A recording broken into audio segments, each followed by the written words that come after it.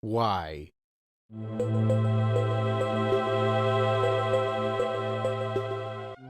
Why is Nintendo like this?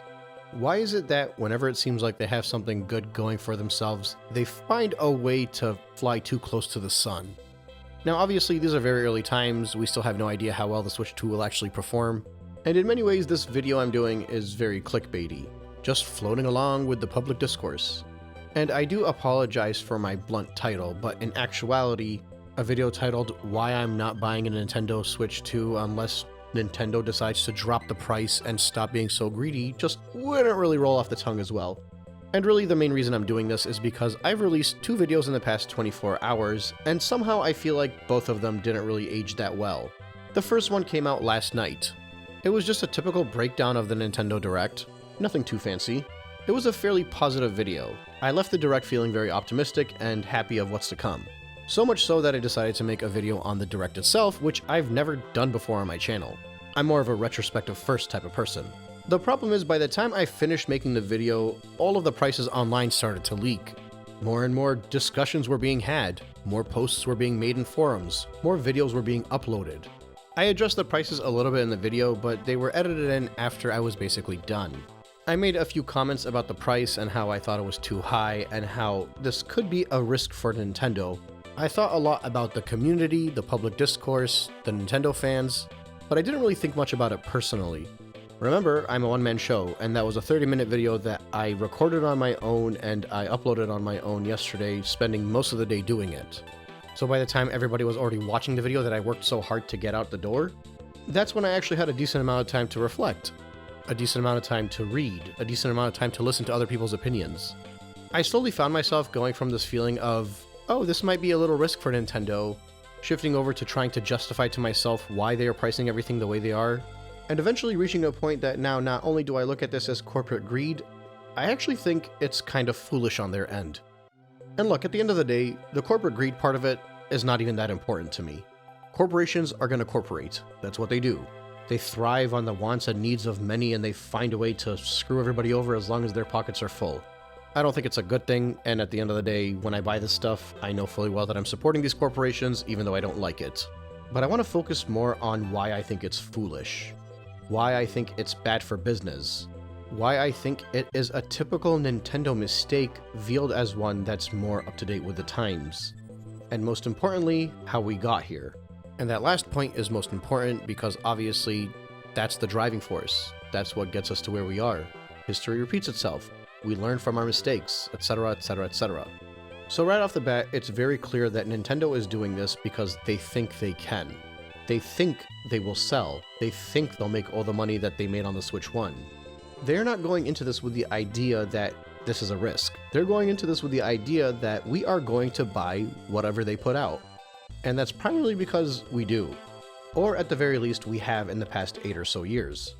In addition to that, the past 5 or so years, prices have skyrocketed everywhere. I used to get my haircut for 20 bucks and give a $5 tip. Your prices may vary depending on where you live, but I live in a fairly low cost of living area. I'm currently dropping around $50 a haircut, and I have less hair now on my head than I did back then. I used to take my wife out to dinner and we'd come away with a $25 or $30 bill. Now I'm lucky if I can get away with a $70 bill. I know I'm not the only one that can relate to this conversation. Depending on where you live, you might not be able to relate to how low the prices are, but you still understand what I'm talking about. The prices have gone up on everything. Cars went up in value, TVs went up in value, homes went up in value, interest rates went up in value, all of it. I'm not an economist, but I have a full-time job, a mortgage, and 3 children. Money, where it comes from, how I'm spending it, and what I'm going to do with it is a very important part of my life at all times. But despite that, I'm still going to the barbershop, I'm still going out to eat. I effectively have not changed the way I live my life. If anything, I spend more now because I use DoorDash more often since I have kids, but that's not the point. And based off the admittedly arbitrary and limited amount of research that I've done, it seems like most people are doing the same thing as well. Most people are just accepting that prices are going up and still getting what they want because they want to live their life and enjoy it. They want the leisure, they want the relaxation, they want the happiness and the memories. And I don't blame them. We should all want that. We should all thrive for that. But it gets to a certain point where we're probably being taken advantage of. Nintendo re-released the entirety of the library of the Wii U on the Switch. or almost all of the entirety of their first-party games. Those of us that had purchased the games on the Wii U resisted, but many people ended up buying these games more expensive on the Switch than it was on the Wii U. And even people that had it on the Wii U ended up double dipping for one reason or another, whether that was for the sake of convenience, for the portability, or maybe they just wanted to modernize their library. I don't know, but the point is a lot of people that had the games on the Wii U that released on the Switch ended up getting them again. So what Nintendo did was they took a game that was already made, they ported it over, and they sold it for more expensive, and they turned a profit greater than what they had originally turned on the Wii U. And they did that throughout the entire Switch's lifespan. They effectively got away with reusing old games. And in fairness, I don't think it was a bad idea. They had a whole library on the Wii U that for one reason or another many people were just against buying. These were great games that were just made at an unfortunate time. So bringing them over to the Switch as ports or remasters or remakes or whatever you want to call it, gave these great games a new life. The thing is, they could get away with charging as much as they did because nobody had a Wii U. And nobody was going to go out and buy a Wii U just so they can play Donkey Kong Country Tropical Freeze. That's just not the way things work. But as far as Nintendo was concerned, they set a price, people pushed back, and then everybody still bought it. At the start of the Switch's life, online was free. Of course it was free. Nobody was going to pay for it. Not coming off the back of the Wii U, and not for the sake of playing anything Nintendo had online, because the online infrastructure for Nintendo was B tier at best. In order to throw us a bone when they started charging for online, they gave us some classic NES games. They drip-fed the heck out of these games, and they took forever to implement all the newer consoles. Because everybody knows if you throw everything out there at once in the beginning, then somebody's just going to have online for a year, play all these classic games, and then unsubscribe. They didn't want that. Nor should they. It's a business after all. I understand why they started charging, I understand why they drip-fed, I understand why they did all of that. Just like I understand why they ported over all the Wii U games.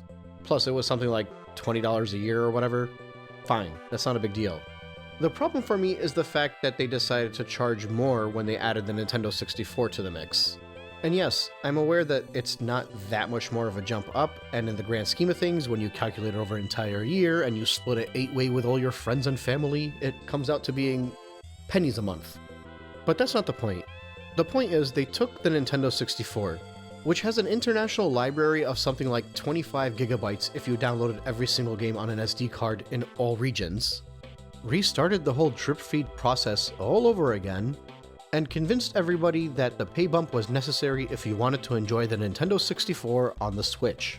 And mind you, I'm not even talking about the price of the controllers, not for the Nintendo 64, the SNES, or the NES. I don't care what they charge for that. That's a hardware, it's vintage, it's collectible, it is what it is. I still think they're way too expensive, but again, it is what it is. My issue is, what did they add on their end before they ended up deciding to give us an emulator for all these Nintendo 64 games? How much more taxing was it really on the servers? How much more manpower do they need to organize the Nintendo Switch online for the Nintendo 64 than they did with the SNES and NES? Genuinely, I'm ignorant on this matter, so if I'm speaking out of line, somebody tell me. But from where I'm sitting, it sounds to me like they just wanted an excuse to charge more, and they got that excuse. Oh, it's not only that, the games that they released that come with the DLC, some of the free-to-play games that they had, the free-to-play ones that required you to pay for Nintendo Switch Online, I might add, ended up only being available for that higher tier. Again, supply, demand, all that stuff, I get it. People want this stuff, so they'll pay for this stuff. I wanted it, and I paid for it. Nintendo got away with it. They got away with a lot. And I'm happy they get away with it. This is a company that I love. It's a company that has given me some of the best memories of my childhood. I want them to succeed, but I also want them to be fair. There's an acknowledgement when it comes to being a Nintendo fan. At some point in your life, you're going to ask yourself, do I want to stay and enjoy the stuff that's for children, or do I want to move on and play what the big kids play? We used to argue about the amount of bits a console had. We argued about the amount of processors, the teraflops, all these different keywords that came up over time. We want the highest end stuff because that's the type of people that we are. The best quality and the best bang for your buck. There's an understanding, an unwritten contract between every Nintendo fan and Nintendo in that we are willing to accept mediocre and sometimes below mediocre because we prioritize the fun, the happiness, and most importantly, the lower cost of entry. We'll pay whatever they ask us to pay for the software because the hardware is cheap. We'll accept that nothing goes on sale because at the end of the day, the console only cost us $200, $250, or $300.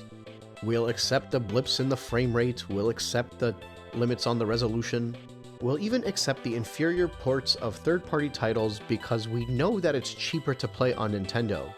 And for the most part, we're okay with that. Like, yeah, at the end of the day, you'll still see people complaining that the technology is dated and they just want more for the console. But the sales don't reflect the narrative. Money talks, and the Nintendo Switch is a tablet from 2015 still selling very well in 2024 and 25. Mario Kart 8 has been out for a third of most people that are in their mid-30s life, and it is one of the best-selling games in history. You can complain that it's dated, but the money says otherwise. The money says this is what people want. At the start of the Nintendo Switch's life, Nintendo was throwing us bones. But as time went on, they knew that we were in. They knew that we were not going anywhere, and most importantly, they knew that we would pay. And as time went on, they just got more and more greedy. Every now and then, they'd throw us a bone like the Metroid Prime remaster, but genuinely, I think if they knew how well that one would have done, they would have sold it for $70. They were experimenting with it, testing the waters if you will, wanting to see how popular is Metroid Prime really going to be, because it is the most anti-modern day Nintendo thing in the world that game released for the price that it was. I'm convinced of this. They did not know it was going to be as loved as it is.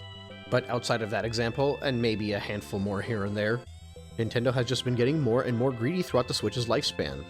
Genuinely, I think in their minds, they're assuming that all of us are just going to eat this all up and buy the Switch 2 and upgrade our entire library and pay for all of these little upgrades from the Switch 1 games to the Switch 2, because that's in effect what happened when they went from the Wii U to the Switch. There's a big difference though. Nobody had a Wii U. Everybody already has a Switch. Some of us have a giant backlog on that Switch that we're never going to get through. Many people will not feel that same pressure to get the Switch 2. I mean, at $300, $350, maybe even $400, you could argue, yeah, I'll take the upgrade, it's worth it. But $450 is not that far off from a PS5. And obviously people that are in the Nintendo atmosphere will not want to leave the Nintendo games. They love the first party stuff. We always have. It's kind of like Disney, you never leave. But now, all of those parents that wanted to buy a Switch for their kids, maybe even 2 or 3 Switches for their kids, are going to have to think long and hard about this. Do I buy them a Switch, or do I pay a little bit extra and get them the PS5? They're pricing themselves out of their own target. This has happened before. Look what happened with the DS. When they got to the 3DS, they charged way too much for it. They thought everybody was buying the DS, it's the best-selling handheld console in history. But they quickly learned how wrong they were, the mistakes they made. And they did that because people realized they did not need to upgrade to a 3DS. Maybe they figured it was a different time, a different generation. I'm not sure, but they clearly think now they have a better chance at taking that same type of risk. At least with the 3DS, they were trying to sell a gimmick. They were trying to sell the 3D. It was all the rave back at the time. This time, what are they selling? The Joy-Con sliding on a table for mouse controls? Thanks? As an avid Nintendo consumer, someone that's bought basically every single Nintendo console from the start of time until now, I already made amends with the fact that the Switch 2 would not be innovative.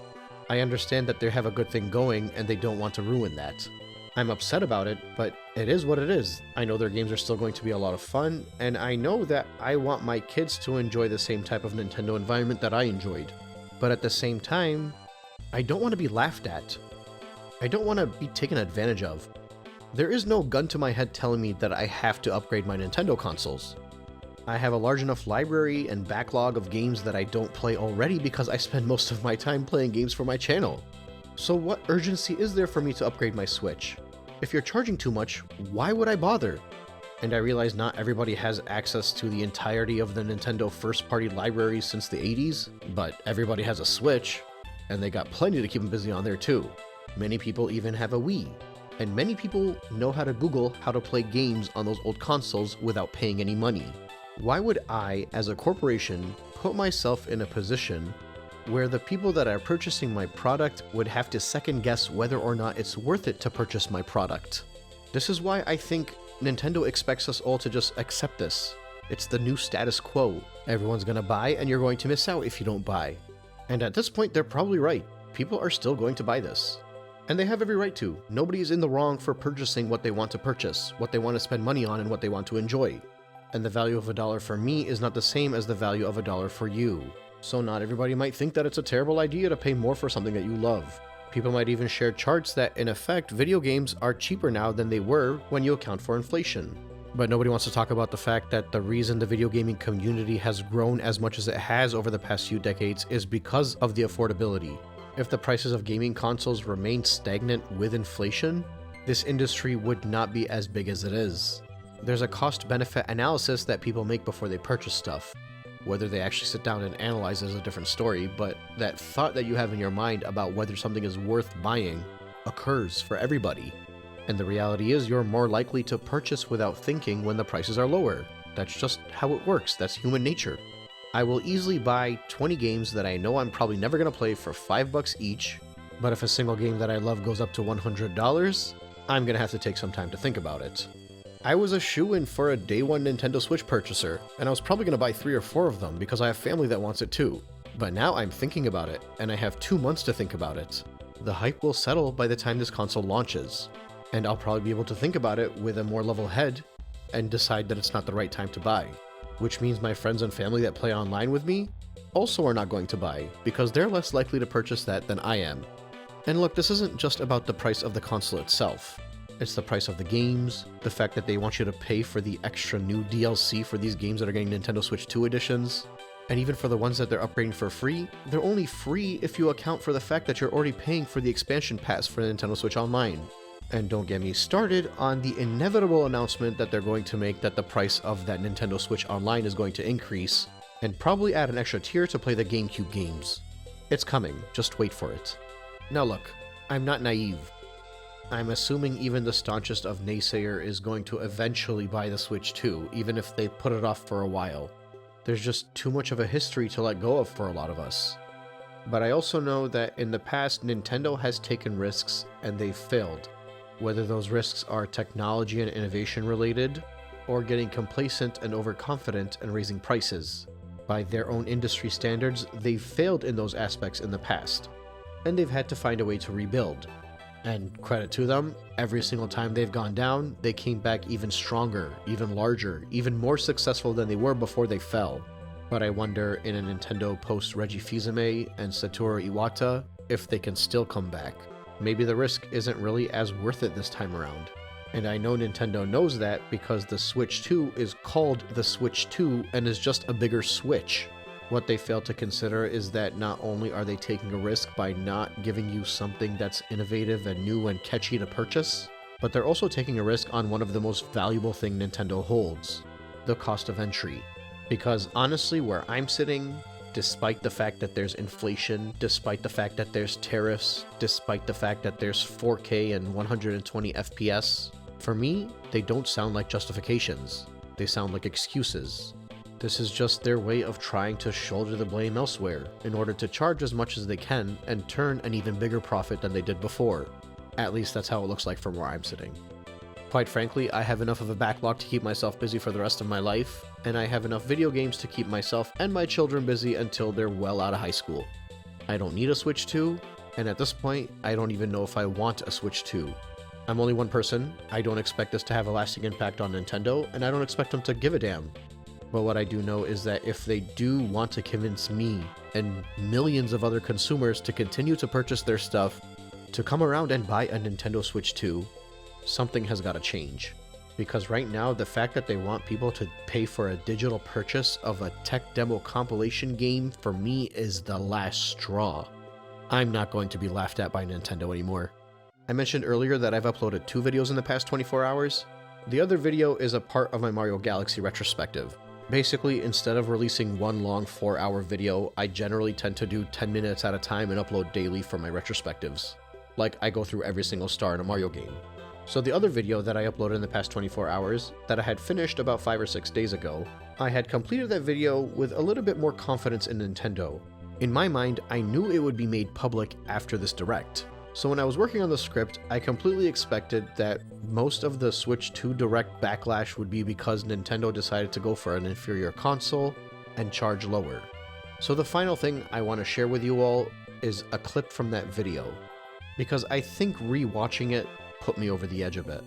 And again, I'm not here to convince you guys to not support Nintendo. I'm not telling you how to spend your money, and I'm not telling you what you should and shouldn't do with your money. I'm only here to share why, as it stands, I will not be purchasing a Nintendo Switch 2. Thanks for watching, and enjoy the clip.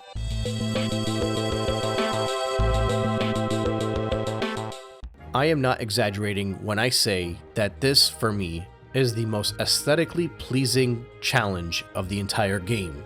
I don't even know if I can describe how good it looks. You can see it in front of you.